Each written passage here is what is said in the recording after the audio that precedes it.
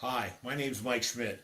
I'm one of many volunteers that have come together over the last 18 months to help develop and deploy the National Cyber Exchange, a unique citizen led and focused cyber threat and alerting platform. But before we dive into details, I'd like to thank Mike Simmons, who preceded me on this video, for his foresight and vision back in 2010 when he created the Western Cyber Exchange, or WCX, the precursor to the NCX. Through a lot of hard work and engineering, some contracts with the DoD and with DHS, brought together a number of unique solutions that we'll be deploying through our architecture. So in today's launch event, and we welcome you, we're going to do a kind of a unique webinar format in introducing a number of NCX leadership members as well as SME or subject matter experts during this 90-minute presentation. So I'm going to kick off the program with a overview of mission and vision in terms of our goals and objectives, and then I'll dive into a little bit of the history, the timeline, and how we got here.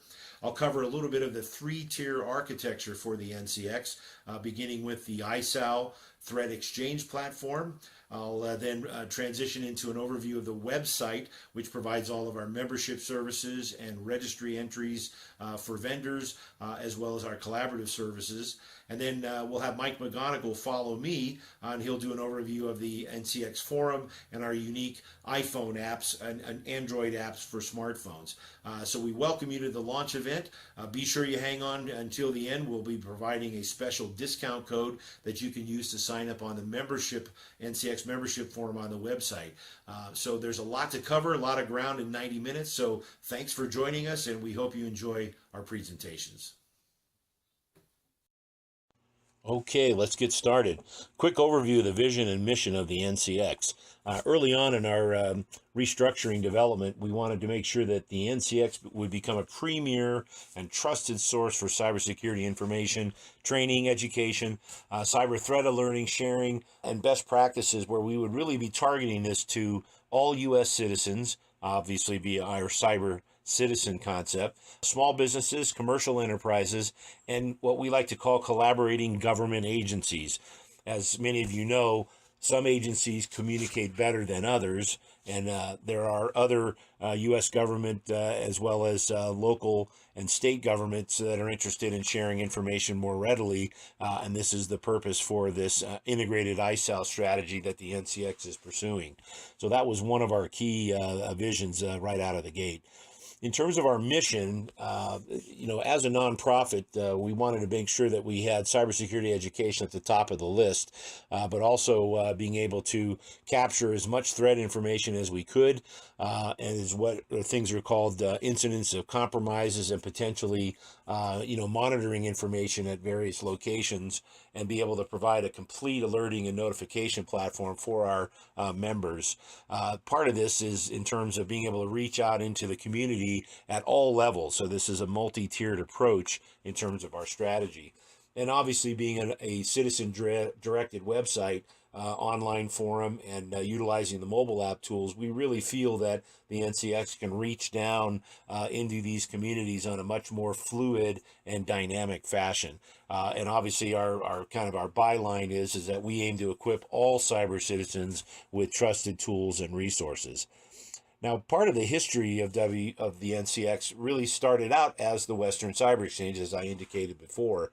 And this was done back in 2010 when it was initially established to get off the ground as an ISAO exchange. Obviously, in 2012, the first analysis center was created. And then I believe in the 2013 timeframe, a Sticks and Taxi exchange in terms of gathering threat and data and then transferring it, delivering it to constituent researchers and analysts was successfully completed. In 2014, there was a major milestone for the NCX, and that was the integration of the Cyber Information Sharing Collaboration Program.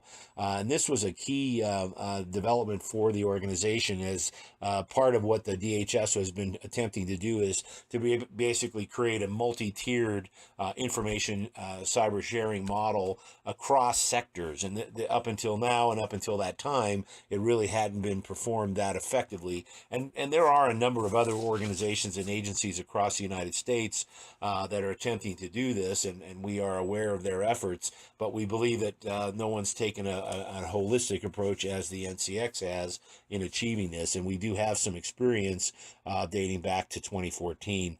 Obviously, adding AIS capability in 2015, did our name change in 2016, and then really started focusing in the 2017 and 2018 in developing our three-tier platform, not only with the ISAL threat sharing threat sharing exchange rather, but also our website and our NCX forum. So this is some of the things that we want to go into more detail in our presentation today. And again, this cyber information sharing collaboration program, you can look this up on the internet. It's quite a detailed program at DHS. If some of you are interested in learning more about it, we can get you direct links. Okay, let's dive into the overview of the NCX platform. And this is really our three-tier cybersecurity sharing architecture that's been developed and in various stages of evolution. Number one is the NCX ISAL threat exchange platform, which kind of sits at the base. This is all of the threat data that comes from DHS and a number of other third-party threat organizations that are culling information and bringing it together for analysis. We will have access to multiple feeds of threat data through the NCX ISAL. And number one, this really provides us with that core platform of information dissemination for our members. And the next level is obviously the website, which provides our main services for membership and registry directories and collaboration services. And it's really the core of our branding as well as our outreach and communications.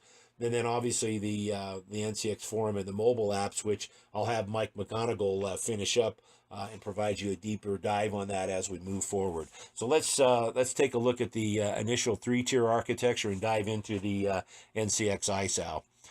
This is the three main websites in terms of the URLs. So the nationalcyber.org is the primary website domain name. Nationalcyber.us is the forum web domain name, and ncxisal.org will be the ISAL domain name. And we like to say that we are your trusted source for cybersecurity information. And this unique three-tier architecture, if you can see on the slide here, we kind of outline some of the features and benefits of each one of them. And we'll go into a little bit more detail in the slides to come, but I just wanted to give you this quick overview. One of the things that has become apparent to us over the last 18 months was this need to develop this three-tier platform so that we could focus on a variety of target constituent markets as well as user bases. So we're talking small business, commercial enterprises, the SLIT community, and this is the state, local, tribal, and territorial governments. And also we wanted to be able to create directed communication channels for both our cyber citizen and cyber executives, which really form the core of our NCX strategy.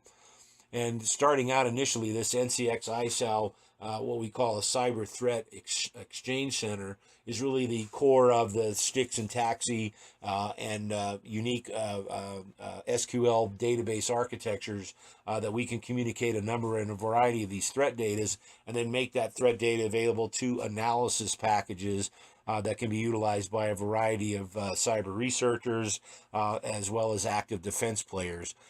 Part of this ISAL structure, as you can see in this diagram, and I believe Mike showed this earlier, is basically kind of a unique architecture of software and an integrated cloud architecture that allows us to disseminate this information not only down into the market, but also pull information back up again.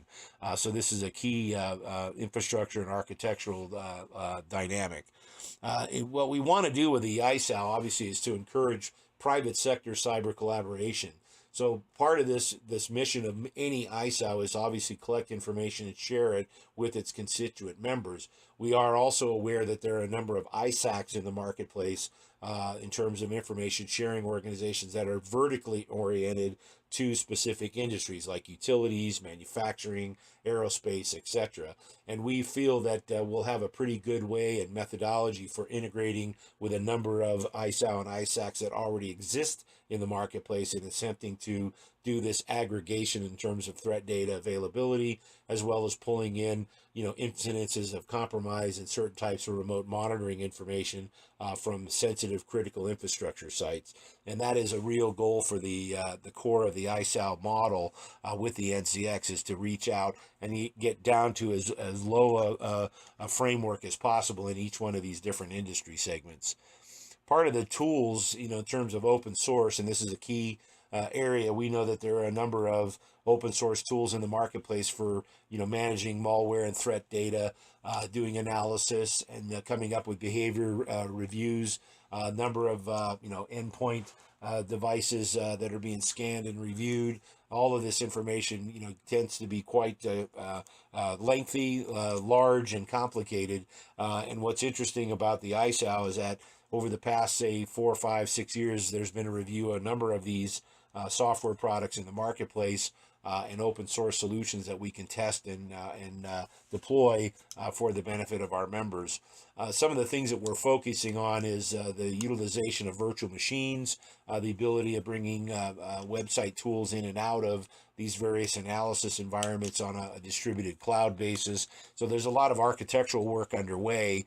Due to the sensitive nature of some of the communications infrastructure, the things, we don't want to go into a whole lot of detail of how it actually works in the back end for security reasons, but suffice to say that we've got a lot of smart people working on this segment of the model.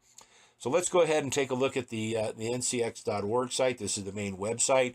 And again, I just want to run through a couple of quick areas of key takeaways for you so you can understand what its role is and how it's going to provide services for our community. And again, this is the primary web destination for the National Cyber Exchange. This will have various pieces of information in terms of updated news. It'll have program information. It's the subscriber management architecture. People will actually register for their accounts through here. They'll maintain their primary profiles, etc.